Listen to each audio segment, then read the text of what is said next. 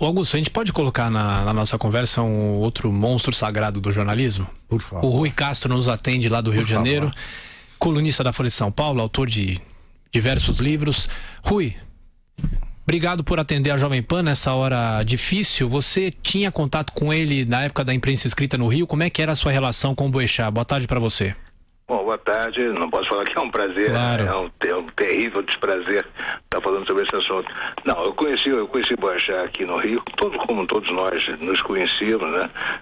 De coberturas ou da rua mesmo, coisa parecida.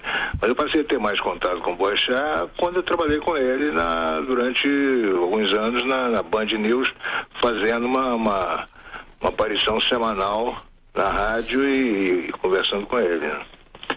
E depois, quando minha função lá acabou, quer dizer, sempre fui muito a São Paulo, estava sempre encontrando o Boechat em restaurantes, né? Mas eu conheci ele muito bem aqui do Rio, quando ele trabalhava com o Ibrahim, inclusive, né? Sempre foi a mesma pessoa, mesmo sujeito alegre, absolutamente franco, né? Muito engraçado, como foi dito aí.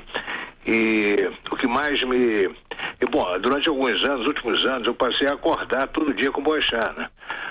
Acordava ouvindo a rádio Band News, mais ou menos na hora que o Boechat entrava, e ficava espantado com ele, porque, como já foi dito, nem ele sabia que era tão bom de rádio, né? E o que me encantava na participação dele na rádio, na parte de manhã dele, era a absoluta clareza, coerência, né, e articulação com que ele falava todo dia de manhã sobre determinado assunto. A impressão que eu tinha é que ele talvez tivesse acordado muito cedo e escrito aquele texto e estivesse lendo. Em outros momentos eu achava que não, que era uma coisa espontânea que estava nascendo dele ali naquele momento, devido à facilidade que ele falava, uma naturalidade enorme. Dificilmente ele poderia ser um texto escrito. Mas se não era um texto escrito, era um texto estupidamente articulado, muito bem articulado, como se fosse escrito, né? Realmente ele era um grande talento para o rádio, talvez até mesmo maior do que ele aplicou na imprensa escrita. Rui, ele pegou muito rápido o jeito de rádio, de falar da informalidade, de fazer os comentários. Então ele improvisava e mergulhava no assunto com toda a ironia, com toda a opinião dele de sempre, não é? Eu sei porque na minha participação eu telefonava na segunda, eu ia lá toda terça-feira, 8h30 da manhã com ele. Na segunda-feira à noite eu escolhi um assunto e ligava para a rádio, pegava lá alguém do plantão, tipo 11h30 da noite, falava, amanhã vamos falar sobre isso assim, assado. E o camarada tomava nota e o Boechat, quando ia me falar comigo, ele já sabia de que nós íamos falar. Mas ele não sabia o que eu ia falar, ou seja, e a gente tinha um diálogo ali com uma fluência espetacular, né? Sendo que ele estava tendo que, naquele momento, se virar para conversar comigo sobre um assunto que estava todo ainda dentro da minha cabeça. Mas aquele vício de acompanhar todo o noticiário, de saber de tudo, né? Augusto Nunes também falava exatamente disso, que ele tinha opinião sobre tudo, né, Rui? E sabia se expressar muito bem. Era uma pessoa extremamente bem informada, com boas fontes, não é? Que por aí ele averiguava a informação a fundo.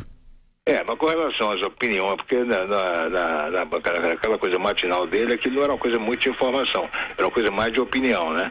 E ele não poupava a opinião, ele não jogava na retranca, realmente ele soltava os cachorros, né? De uma maneira extremamente articulada, como eu disse, mas com uma lógica, né? E uma opinião extremamente balizada, fundamentada, que era para incomodar mesmo, né? E que, por acaso, durante os últimos anos aí, era exatamente aquilo que o leitor não só esperava ouvir, mas precisava ouvir, né?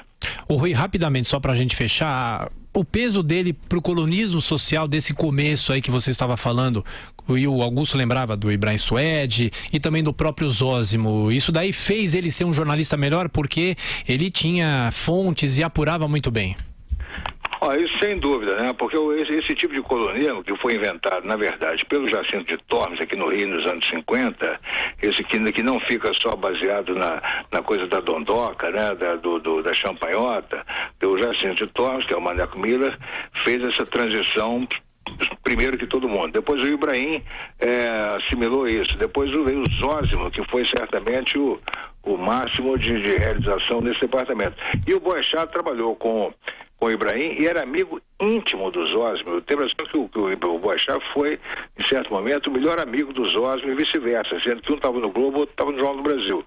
E esse tipo de traquejo, né, que esse tipo de coluna de informações exige, é uma coisa inestimável na formação de jornalista, né? Você aprende a ter uma quantidade enorme de fontes, você aprende a digerir informações, processar aquilo à medida que vai recebendo, né? E despeja rapidamente na página, ou seja, isso foi sensacional para ele. Rui Castro, um abraço para você, obrigado pela atenção, por atender aqui a Jovem Pan. Até a próxima. Obrigado e um abraço a todos aí.